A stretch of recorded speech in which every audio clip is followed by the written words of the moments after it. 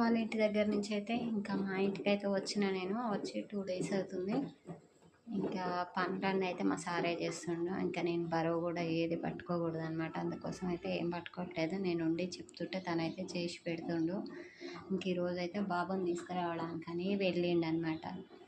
ఇంకా రేపటి నుంచి అందరు సెకండ్ ఇయర్ వాళ్ళకి, ఫస్ట్ ఇయర్ వాళ్ళకి అందరికీ హాలిడేస్ కదా, ఇంకా తీసుకురావడానికైతే వెళ్ళారు. బాబు వాడికెల్లా వాడు రావాలంటే 3 బస్సులు ఎక్కాలి. అక్కడ వసతి కూడా లేదు బస్సులు ఎక్కి రావడానికి కూడా.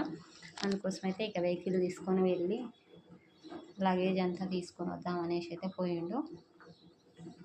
ఇంకా చేరుకుంటో లేదో ఫోన్ కూడా చేయలేదు. నేనే ఈరోజు అయితే రైస్ పెట్టుకున్నా. ఇంకా తప్పదు కదా, లేనప్పుడు ఒక్కొక్కసారి మన పనులు మనమైతే చేసుకోవాలి.